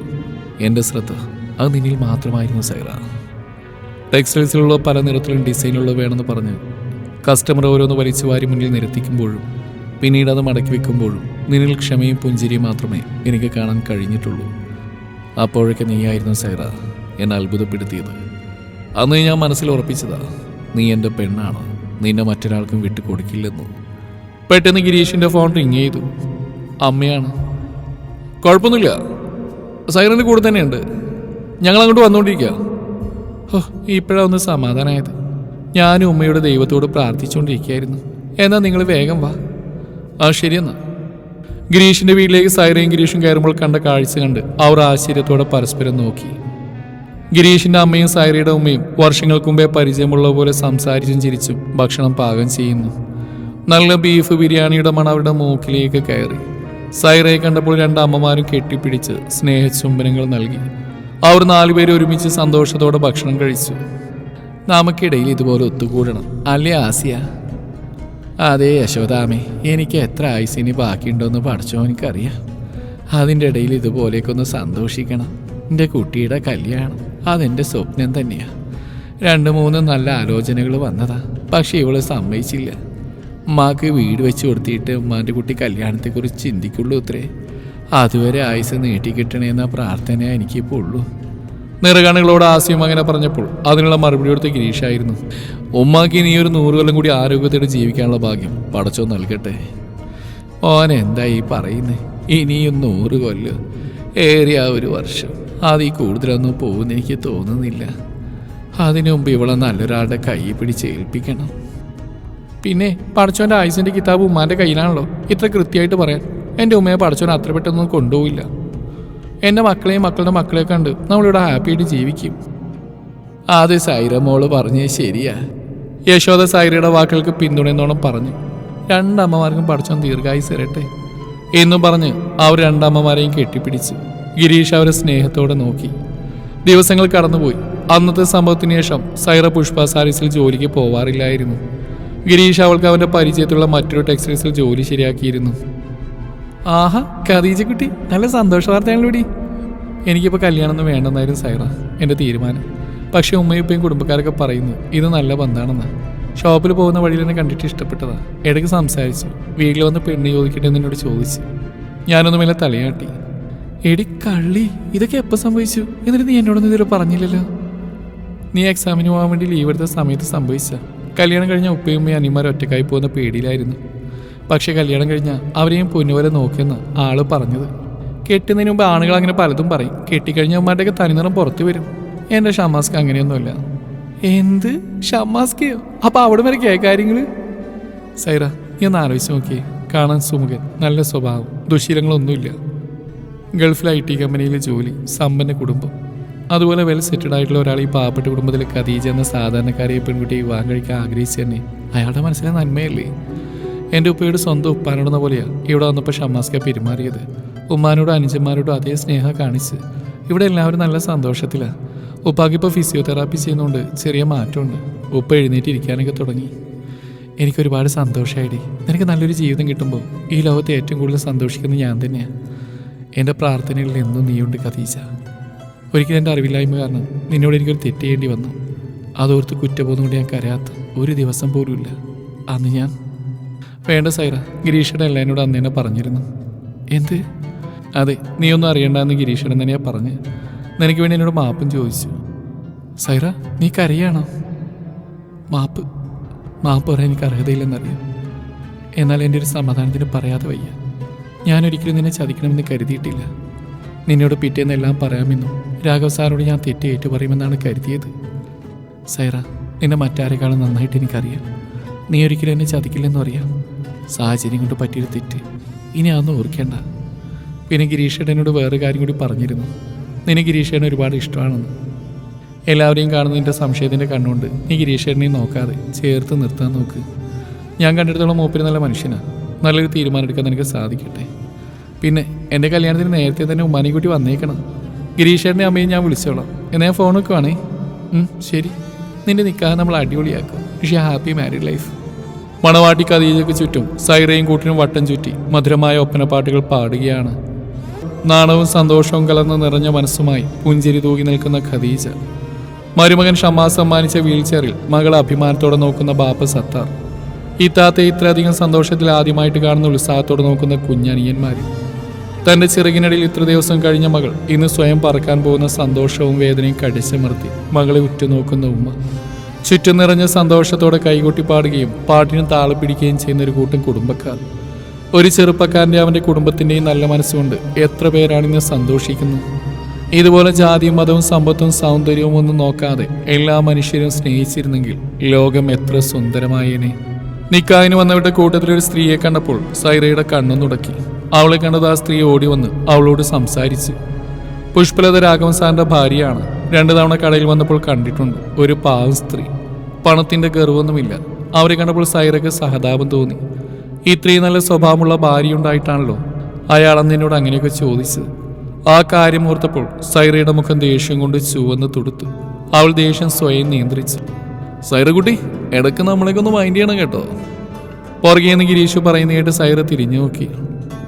ഇതുപോലെ കൂട്ടുകാരിയുടെ കല്യാണത്തിന് പാട്ടുപാടി നടന്നാൽ മതിയോ? നമുക്ക് ഇതുപോലെ നാട്ടുകാർക്ക് ബിരിയാണിയൊക്കെ കൊടുക്കണ്ടേ? ഉരുളക്കുപ്പേരി പോലെ മറുപടി പറയുന്ന സൈറ ഗിരീഷിന്റെ ആ ചോദ്യത്തിന് മുമ്പിൽ നാണം കൊണ്ട് കുസൃതിയോടെ ചിരിച്ച് തലകുനിച്ച് നിന്നുപോയി. എത്ര വായാടി പെണ്ണാണെങ്കിലും കല്യാണം എന്ന് പറയുമ്പോൾ നാണം എന്ന വികാരം തന്നെയാണ് ഉണ്ടാവുക. ഖദീജയുടെയും ഷമാസിന്റെയും നിക്കാഹ് ഗംഭീരമായി തന്നെ നടന്നു. ആ കുടുംബം മുഴുവൻ സന്തോഷിച്ചു. ഗിരിയേട്ടാ, ഇതെങ്ങോട്ടാ നമ്മൾ ഈ പോകുന്നത്? എന്റെ സൈറ കുട്ടിയൊന്ന് ക്ഷമിക്ക്, ദാ എത്തി. ഞാനൊന്ന് പറഞ്ഞ നീ ഓർക്കുന്നില്ലേ? നീ പരീക്ഷയിൽ പാസ്സായാൽ എൻ്റെ വകയൊരു സമ്മാനം ഉണ്ടെന്ന്. ഈ 6 സെന്റ് ഭൂമിയാ നിനക്കുള്ള എൻ്റെ സമ്മാനം. ഇനി എൻ്റെ പ്രിയപ്പെട്ട സൈറക്കുട്ടിയുടെ ആഗ്രഹം പോലെ നമുക്കിവിടെ ഒരു കൊച്ചു വീട് പണിയണം. ഗിരീഷിന്റെ വാക്കുകൾ കേട്ട് സൈറയുടെ മിഴികൾ നിറഞ്ഞൊഴുകി. അവളുടെ ഹൃദയം അവനെ ചേർത്ത് നിർത്താൻ കൊതിച്ചു. അതിനെ അവൾ പണിപ്പെട്ട് പിടിച്ചു നിർത്തി. ഗിരിയേട്ടാ, ഞാൻ കാരണം വീണ്ടും ഒരു ബാധ്യത തോളിലേറ്റിയോ? ഇല്ലടി വേണേ, അച്ഛൻ്റെ വീട്ടിലെ സ്ഥലം വിറ്റിട്ട് കാശിൽ കുറച്ച് ബാക്കിയുണ്ടായിരുന്നു. അതിൻ്റെ കൂടെ എൻ്റെ കൈകളും കുറച്ച് കൂട്ടി. ഇനി നിന്റെ വീട്ടിലേക്ക് രജിസ്റ്റർ ചെയ്യേണ്ട പണിയേ ഉള്ളൂ. ലൈഫിൽ ഇത്ര നല്ല സന്തോഷമുള്ള കാര്യം നടന്നിട്ട് എൻ്റെ സൈറക്കുട്ടിക്ക് അറിയണം. ചിരിക്ക് വേണേ, ആ സുന്ദരമായിട്ടുള്ള ചിരി കാണാൻ വേണ്ടിയിട്ടല്ലേ ഞാനിതൊക്കെ ചെയ്യുന്നത്. വേണ്ടായിരുന്നു ഗിരിയേട്ടാ, എനിക്ക് വേണ്ടി ഒരുപാട് പണം ചെലവാക്കിയതല്ലേ, ഇനിയും വേണ്ടായിരുന്നു. സാരമില്ല, നിനക്ക് നല്ല ജോലിയൊക്കെ ആയാ എല്ലാം തിരിച്ചു തന്നേക്ക്. അപ്പൊ ഈ ദുരഭിമാന പ്രശ്നം സോൾവ് ആയില്ലേ. ഇനി എൻ്റെ സൈറക്കുട്ടി ഒന്ന് ചിരിക്ക്. തിരിച്ചേ. അവളുടെ ചുണ്ടിലെ ഒരു നേരത്തെ ചിരി വിരിഞ്ഞു. ഗിരീഷ് സൈറയെ മാറോട് ചേർത്തു. നിനക്ക് ഞാനില്ലടി വേണേ, ഞാൻ അധ്വാനിക്കുന്നത് നിനക്ക് കൂടി വേണ്ടിയല്ലേ. നിന്റെ ആഗ്രഹങ്ങൾ എൻ്റേത് കൂടിയല്ലേ പെണ്ണേ എന്ന് പറഞ്ഞ് കെട്ടിപ്പിടിക്കാൻ തോന്നി. പക്ഷേ അവനവൻ്റെ മനസ്സിനെ നിയന്ത്രിച്ചു. നീ എൻ്റേത് മാത്രമാകുന്നവരെ നിന്റെ വിരൽ തുമ്പിൽ പോലും ഞാൻ സ്പർശിക്കില്ല പെണ്ണേ. ഗിരീഷ് ആത്മകഥം പറഞ്ഞു. അവർ സന്തോഷത്തോടെ വീട്ടിലേക്ക് മടങ്ങി. പിറ്റേന്ന് ഗിരീഷുമായി ഫോണിൽ സംസാരിക്കായിരുന്ന സൈറ. മോളെ സൈറ, ആരാ മോളെ ഫോണിൽ? അത് എൻ്റെ ഒരു ഫ്രണ്ടാണുമ്മ. ഇടറിയ ശബ്ദത്തിൽ സൈറ മറുപടി നൽകി. ഉമ്മയുടെ കുട്ടി ഇവിടെ ഇരിക്കെ. എൻ്റെ ഉമ്മാക്ക് 3 മക്കളായിരുന്നു. എനിക്ക് ഒരു 5 അഞ്ചെത്തിയ. എൻ്റെ ഉമ്മാക്ക് എന്നെക്കാളും പ്രിയ അവരോടായിരുന്നു. അവരെയായിരുന്നു കൂടുതൽ ലാളിച്ചിരുന്നു. മൂത്ത കുട്ടിയായതുകൊണ്ട് ഉമ്മാൻ്റെ കണ്ണിൽ എന്നും ഞാൻ വലിയ കുട്ടിയായിരുന്നു.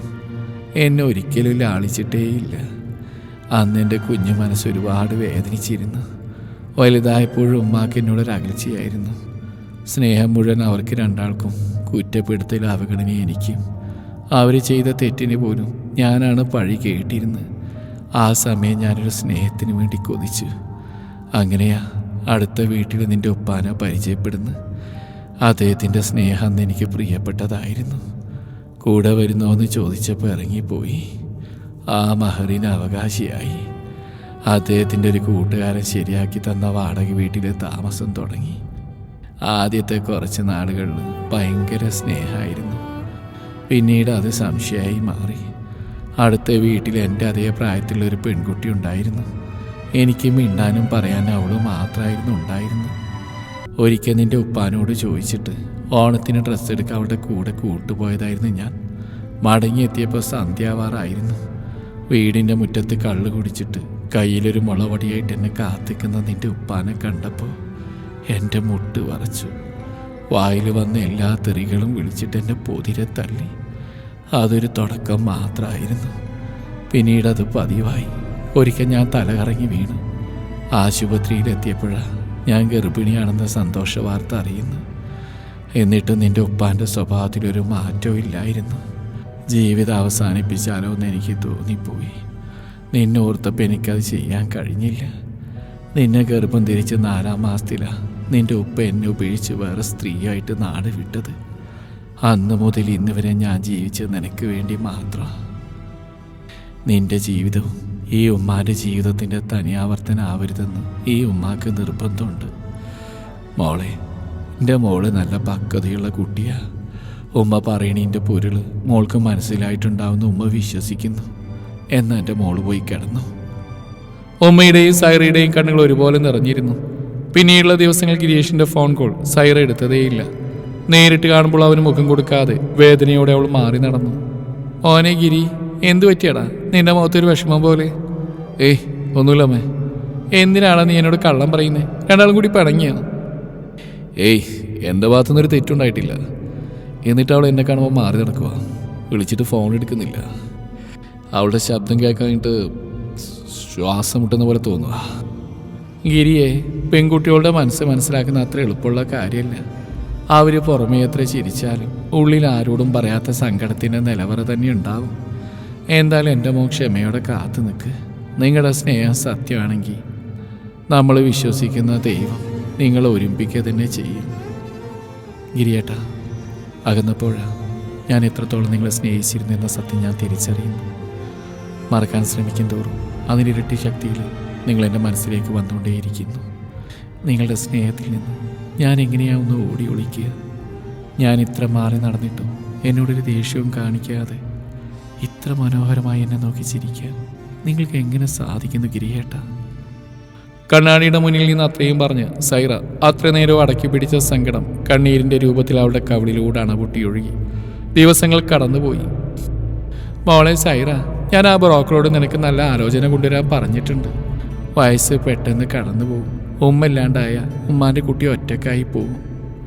പ്ലീസ് ഉമ്മ, എനിക്ക് കുറച്ചുകൂടി സമയം തരണം. ആയിക്കോട്ടെ, ഉമ്മ ഇനി നിർബന്ധിക്കില്ല. സൈറ മോളെ, നീ ഇത്ര സമയം എവിടെയായിരുന്നു? മോളുടെ ഫോണിൽ ഞാൻ കുറേ തവണ വിളിച്ചിരുന്നു. ഞാനൊരു ഇൻ്റർവ്യൂവിന് വേണ്ടി പോയതായിരുന്നു, അതുകൊണ്ട് ഫോൺ സൈലൻ്റ് ആയിരുന്നു. എന്താ ശോഭേച്ചി? മോളെ, നിൻ്റെ ഉമ്മാക്ക് പെട്ടെന്നൊരു നെഞ്ചുവേദന വന്നു. പാലുകൊണ്ടെടുക്കാൻ വേണ്ടി വന്നപ്പോഴാണ് വേദന കൊണ്ട് ഉമ്മ പൊളയുന്നത് കണ്ടത്. ഉമ്മ നല്ലപോലെ വിയർക്കുന്നുണ്ടായിരുന്നു. ഞാൻ വേഗം എൻ്റെ മകൻ രാജേഷിനെ വിളിച്ച് അവൻ്റെ വണ്ടിയിൽ ഹോസ്പിറ്റലിൽ എത്തിച്ചു. ശോഭേച്ചി, എൻ്റെ ഉമ്മ? മോള് കരയാതെ, ഇപ്പം ഉമ്മാക്ക് കുഴപ്പമൊന്നുമില്ല.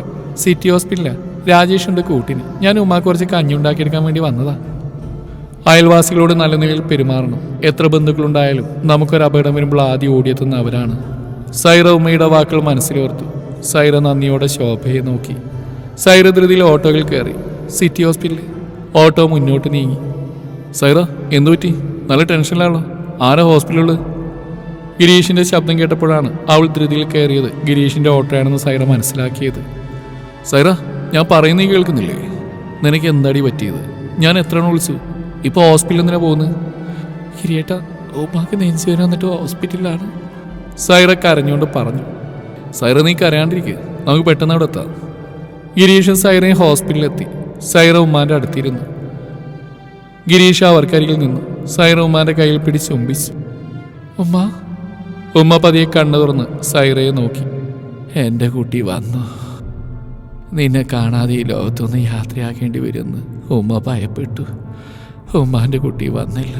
മോള് കരയാതെ, ഉമ്മാക്ക് ഒന്നുമില്ല. മോനെ ഗിരീഷേ, എൻ്റെ മോളെ ഞാൻ നിന്നെ ഏൽപ്പിക്കുക. എൻ്റെ കുട്ടി നിന്നോട് പിണങ്ങി നടന്ന് ഞാൻ പറഞ്ഞിട്ട ഉറക്കത്തിലും ഗിരിയേട്ടാന്ന് വിളിക്കുന്ന എൻ്റെ കുട്ടിയുടെ സ്നേഹം അറിയാതിരിക്കാൻ മാത്രം ക്രൂരയല്ല ഞാൻ. എൻ്റെ മോളൊരു പാവ. നീ ഇവളെ പൊന്നുപോലെ നോക്ക്, നീ ഉമ്മാക്കറിയാം. എന്നാലും നീ കാരണം ഇവളുടെ കണ്ണ് നിറയരുത്. പടച്ചോന്റെ വിളിക്ക് ഉത്തരം നൽകി. സൈറ ആർത്ത് കരഞ്ഞു. അവളെ ആശ്വസിപ്പിക്കാൻ ഗിരീഷ് നന്നേ പാടുപെട്ടു. 3 മാസങ്ങൾക്ക് ശേഷം സൈറ അവിടെ വാടക വീട്ടിൽ തന്നെയാണ് താമസം. ഗിരീഷ് ഒരുപാട് നിർബന്ധിച്ചിട്ടും അവന്റെ വീട്ടിൽ താമസിക്കാൻ സൈറ കൂട്ടാക്കിയില്ല. സൈറ ജോലിക്കൊന്നും പോവാറില്ല. അവൾക്ക് പ്രിയപ്പെട്ട ഉമ്മയുടെ ഓർമ്മകളിൽ സൈറ വീടിൻ്റെ ഉള്ളിൽ ഒതുങ്ങിക്കൂടിയിരിക്കുകയാണ്. ഗിരീഷ് ഇടയ്ക്ക് വിളിച്ച് സംസാരിക്കും. സൈറ കൂടുതലൊന്നും സംസാരിക്കില്ല. ഭക്ഷണ സാധനങ്ങളോ ഗിരീഷ് എത്തിച്ചു കൊടുക്കും. അവൾ എത്ര വേണ്ട എന്ന് പറഞ്ഞാലും അവൻ കേൾക്കാറില്ല. ഇവിടെ ആരുമില്ലേ? ഉമ്മറത്ത് ആരോ വിളിക്കുന്ന ശബ്ദം കേട്ട് സൈറ പുറത്തേക്ക് വന്നു. വാടക 3 മാസത്തെ പെൻഡിങ് ഉണ്ടല്ലോ, ഒരാഴ്ച കൂടി സമയം തരാം. അതിൻ്റെ ഉള്ളിലെല്ലാം ക്ലിയർ ചെയ്യണം. ഒരിക്കൽ കൂടി ഈ വഴി വരുത്തരുത് തന്നെ. സൈറ തലയാട്ടി. ഗിരീഷിനോട് വാടക 3 മാസം മുൻകൂറായി കൊടുത്തെന്നാണ് സൈറ പറഞ്ഞത്. ഇനിയും അവൾക്ക് വേണ്ടി അവനെ ബുദ്ധിമുട്ടിക്കണ്ട എന്ന് കരുതിയാണത്. രവി, നീ എന്താ ഇവിടെ? വാടക വാങ്ങാൻ വന്ന രവി മടങ്ങിപ്പോകെ കാറിൽ നിന്ന് ഒരാൾ ചോദിച്ചു. ഇതാരും രാഘവൻ സാറോ? ഞാൻ ഈ വീട്ടിലെ വാടക വാങ്ങാൻ വന്നാ. സാറിൻ്റെ വഴിക്ക് എനിക്ക് വേണ്ടപ്പെട്ട കുട്ടിയാ അത്. എന്നാ നീ ചെല്ല്, ഞാൻ അവിടെ ഒന്ന് സംസാരിക്കട്ടെ. സൈറ കൊച്ചു ഒരുപാടങ്ങ് ക്ഷീണിച്ചല്ലോ, ഭക്ഷണമൊന്നും കഴിക്കാറില്ലേ? നിങ്ങളെന്താ ഇവിടെ? അതെന്ത് ചോദ്യാ കൊച്ചേ? വീട്ടിൽ വരുന്ന ആളോട് ഇങ്ങനെയൊക്കെയാണോ ചോദിക്കുക? സൈറയുടെ അടുത്തേക്ക് അയാൾ ചേർന്ന് നിന്നു. അയാളുടെ ബലിഷ്ഠമായ കരങ്ങൾ കൊണ്ട് അവളെ മുറിയുടെ ഭിത്തിയിലേക്ക് ചേർത്ത് നിർത്തി. അയാളുടെ കാലുകൾ കൊണ്ട് അവളുടെ കാലുകൾ അമർത്തി പിടിച്ചു. അയാളുടെ സിഗരറ്റിന്റെ രൂക്ഷഗന്ധം അവളുടെ മൂക്കിൽ പാഞ്ഞു കയറി. അവൾ ദേഷ്യത്തോടെ കുതിരിമാറാൻ പലതവണ ശ്രമിച്ചെങ്കിലും പരാജയപ്പെട്ടു. പുന്നാര മോളെ, നിന്നോട് ഞാൻ അന്നേ പറഞ്ഞല്ലേ, നീ ഒന്ന് മൂളിയ സർവ്വ നിന്റെ കാൽക്കിൽ വരുമെന്ന്. അപ്പം നിനക്കെന്നോട് പുച്ഛം. ഞാൻ ഒരുപാട് ആഗ്രഹിച്ചു പോയി നിന്നെ. രാഘവൻ അയാളുടെ ചുണ്ട് അവിടെ ചുണ്ടിലേക്ക് അമർത്താൻ തുനിഞ്ഞു. പെട്ടെന്ന് രാഘവൻ ചവിട്ടുകൊണ്ട് തെറിച്ചു വീണു. ഗിരിയേട്ടൻ. സൈറയുടെ ചുണ്ടുകൾ മന്ത്രിച്ചു. കള്ളക്കിളവാ, അന്ന് ഇവള് പറഞ്ഞുകൊണ്ട് മാത്രം ഇവളോട് മോശമായി സംസാരിച്ചെന്ന് പറഞ്ഞിട്ട് അന്നേ നിന്നെ വെറുതെ വിട്ടത്. ഗിരീഷ് ഒരിക്കൽ കൂടി അയാളുടെ നെഞ്ചിൽ ആഞ്ഞു ചവിട്ടി. തന്റെ മകളുടെ പ്രായമുള്ള പെണ്ണിനോട് ഇങ്ങനെയൊക്കെ പെരുമാറാൻ നിനക്ക് എങ്ങനെ സാധിക്കുന്നടാ? നീക്കൊരു മനുഷ്യനാണോ? കോപാകുലനായി ഒരിക്കൽ കൂടി രാഘവനെ ചവിട്ടാൻ ഗിരീഷ് ആഞ്ഞു. ഗിരിയേട്ടാ, വേണ്ട, വിട്ടേക്ക്. നിങ്ങളെ മാത്രം വിശ്വസിച്ച് സ്നേഹിച്ച് കഴിയുന്ന ഒരു പാവം ഭാര്യയില്ല നിങ്ങൾക്ക്. എന്തെങ്കിലും ആ പാവത്തിന് നിങ്ങളൊന്ന് സ്നേഹത്തോടെ നോക്കിയെങ്കിലും ചെയ്തിരുന്നോ? വേറെ പെണ്ണുങ്ങളുടെ സൗന്ദര്യം ആസ്വദിക്കാതെ സ്വന്തം പെണ്ണിനൊന്ന് ചേർത്ത് നിർത്താൻ നോക്ക്. ഒന്ന് വീണുപോയാൽ താങ്ങാൻ അവള് മാത്രമേ കാണൂ. ഇനിയെങ്കിലും ഒരു മനുഷ്യനായി ജീവിക്കാൻ ശ്രമിക്ക്. കോപം കൊണ്ട് സൈറയുടെ മുഖം വലിഞ്ഞു മുറുകി. സൈറയുടെ വാക്ക് രാഘവന്റെ ഹൃദയത്തിൽ തുളച്ച് കയറി. നിന്റെ ഡ്രൈവർക്കുള്ള വരുമ്പോ ഞാൻ കൊടുത്തിട്ടാ വന്നത്. ജീവൻ വേണമെങ്കിൽ ഇവിടുന്ന് വേഗം ഓടി രക്ഷപ്പെടുന്നാവും നല്ലത്. ഗിരീഷിന്റെ വാക്ക് കേട്ട് രാഘവൻ ജീവനും കൊണ്ട് ഓടി. കിരീട്ട വന്നില്ലായിരുന്നെങ്കിൽ അയാൾ എന്നെ. സൈറ നിറഞ്ഞ മിഴികളോടെ പറഞ്ഞു. ഒറ്റയ്ക്ക് നിൽക്കുമ്പോൾ ഇതുപോലെ ഒരുപാട് അപകടങ്ങൾ മുന്നിൽ കണ്ടിട്ടാ പെണ്ണേ. അന്ന് നിന്നെ ഞാൻ എൻ്റെ കൂടെ വരാൻ നിർബന്ധിച്ചു. നിനക്ക് എൻ്റെ കൂടെ വന്നുകൂടെ? എൻ്റെ ഭാര്യയായി, എനിക്ക് ഏറ്റവും പ്രിയപ്പെട്ടവളായി. അന്ന് പറഞ്ഞ പോലെ നിയമപരമായിട്ട് നമുക്ക് വിവാഹം രജിസ്റ്റർ ചെയ്യാം. നിനക്ക് നിന്റെ മതം, എനിക്ക് എൻ്റെ മതം. സൈറ, നിനക്ക് സമ്മതമല്ലേ പെണ്ണേ? 1000 പേർ ഒറ്റപ്പെടുത്തിയാലും കുറ്റപ്പെടുത്തിയാലും ചേർത്ത് നിർത്താൻ ഇതുപോലെ ഒരാളുണ്ടെങ്കിൽ ജീവിതം സുന്ദരമാവും. പ്രഗ്നൻസി കാർഡ് കയ്യിൽ ചുരുട്ടി പിടിച്ചിരിക്കുകയാണ് പുഷ്പലത. രാഘവേട്ട, ഇതിൽ രണ്ടുപേരെ തെളിഞ്ഞു കാണുന്നു. സന്തോഷവും സങ്കടവും കലർന്ന പതിഞ്ഞ സ്വരത്തിൽ പുഷ്പലത പ്രഗ്നൻസി കാർഡ് രാഘവന് നേരെ നീട്ടി. രാഘവൻ അത് സന്തോഷത്തോടെ ഏറ്റുവാങ്ങി. പുഷ്പലതയെ വാരിപ്പുണർന്നു. സന്തോഷം കൊണ്ട് അയാൾ തുള്ളിച്ചാടി.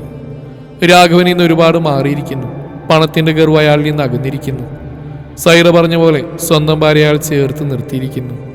സമ്പത്ത് ഒരുപാടുണ്ടായിട്ട് ഒരു കുഞ്ഞിക്കാല് കാണാൻ കഴിയാത്ത നിരാശയിലായിരുന്നു രാഘവൻ. അയാൾ ഇതുവരെ കുട്ടികളാവാനൊരു ചികിത്സയും നടത്തിയിട്ടില്ല. കാരണം ഭാര്യയുടെ കുറവുകൊണ്ടാണെന്ന് കുട്ടികളാവാത്തെന്ന് അയാൾ ഉറച്ചു വിശ്വസിച്ചിരുന്നു. അയാൾ മാത്രമല്ല, പൊതുവെ അങ്ങനെ തന്നെയാണല്ലോ. കുട്ടികളുണ്ടായില്ലെങ്കിൽ അത് ഭാര്യയുടെ കുഴപ്പമാണെന്നാണ് എല്ലാവരുടെയും ധാരണ. അവളെ പോയി ഒന്ന് ഡോക്ടറെ കാണിക്കുന്നതായിരിക്കും വീട്ടുകാരുൾപ്പെടെ മിക്ക ആളുകളും പറയുന്നു. അത് കേട്ട് രാഘവൻ അത് വിശ്വസിച്ചു. അതുകൊണ്ട് തന്നെ ഒരു ചികിത്സക്ക് രാഘവൻ കൂട്ടാക്കിയില്ല. ഈയിടയ്ക്ക് മൂത്രസംബന്ധമായ അസുഖത്തിന് ചികിത്സ നടത്തിയപ്പോഴാണ് രാഘവനാണ് കുഴപ്പമെന്ന് രാഘവൻ ഡോക്ടറിലൂടെ മനസ്സിലാക്കുന്നത്. അന്നു മുതൽ ചികിത്സ ആരംഭിച്ചതിന്റെ ഫലമാണ് ഈ പ്രഗ്നൻസി കാർഡിൽ തെളിഞ്ഞ 2 ചുവന്ന വര. തന്റെ പ്രശ്നം കൊണ്ടാണ് തനിക്ക് ഇതുവരെ കുട്ടികളാവാതിരുന്നതറിഞ്ഞ മുതൽ രാഘവൻ ഒരു നല്ല മനുഷ്യനായി മാറുകയായിരുന്നു. പുഷ്പലതയെ അയാൾ അന്നു മുതൽ ആത്മാർത്ഥമായി സ്നേഹിച്ചു. പിന്നീട് അങ്ങോട്ട് അയാൾ ആരോടും മോശമായി പെരുമാറിയതേയില്ല. വർഷങ്ങൾക്കപ്പുറം നേഴ്സ് ഗിരീഷിന്റെ കയ്യിൽ കുഞ്ഞിനെ വെച്ച് കൊടുത്തു. സൈറ. ഗിരീഷ് സൈറയെക്കുറിച്ച് നേഴ്സിനോട് തിരക്കി. സൈറ ഓക്കെയാണ്, കുഴപ്പമൊന്നുമില്ല, കുറച്ചുകഴിഞ്ഞ് റൂമിലേക്ക് മാറ്റും. കിച്ചു മോനെ, കിച്ചു, അനീതി കുട്ടിയാ. 5 വയസ്സുള്ള കിച്ചുവിന്റെ നിഷ്കളങ്കമായ കണ്ണുകൾ ആനന്ദം കൊണ്ട് പ്രകാശിച്ചു. കുഞ്ഞനിയത്തിയുടെ കൊച്ചുവിരൽ അവൻ മെല്ലെ പിടിച്ചു. ഗിരീഷ് വാവയുടെ ചെവിയിൽ പേര് വിളിച്ചു. ഫാത്തിമ, ഫാത്തിമ, ഫാത്തിമ. സൈറയ്ക്ക് ഗിരീഷ് ഒരു ഭർത്താവ് മാത്രമായിരുന്നില്ല, അവൾ ഒരിക്കലും കണ്ടിട്ടില്ലാത്ത അവളുടെ ഉപ്പയും അവളെ ജീവന തുല്യം സ്നേഹിച്ച ഉമ്മയുമായിരുന്നു. സൈറയുടെ ജീവിതത്തിൽ പ്രിയനൊരാളായി ഗിരീഷ് വന്നപ്പോൾ സൈറയുടെ ജീവിതം സുന്ദരമായി. ഗിരീഷ് സൈറയെ മാറോട് ചേർത്ത് നെറ്റിയിൽ സ്നേഹ ചുംബനങ്ങൾ നൽകി. റോസാപ്പൂ പോലെ ചുവന്നു തൊടുത്ത അവളുടെ മുഖം മുഴുവൻ ചുംബനങ്ങൾ കൊണ്ടവൻ പൊതിഞ്ഞു മൂടി. സൈറ. ആ ഹൃദയാർദ്രമായ വിളിക്ക് ഇന്നൊരു മങ്ങലും ഏറ്റിട്ടില്ല. അവന്റെ കണ്ണുകളിൽ അവളോടുള്ള പ്രണയത്തിന്റെ ശോഭ ഇന്നും തെളിഞ്ഞ് കാണുന്നുണ്ട്. അവളിലും ആ സന്തോഷം പ്രകടമാവുന്നുണ്ട്. തന്റെ പ്രിയപ്പെട്ട സൈറയെയും തന്റെ പൊന്നുമക്കളെയും ഗിരീഷ് ചേർത്ത് നിർത്തി. കൃഷ്ണൻ എന്ന കിച്ചുവും ഫാത്തിമ എന്ന പാത്തുവും ഗിരീഷിന്റെയും സൈറയുടെയും ലോകത്തെ കൂടുതൽ മനോഹരമാക്കി.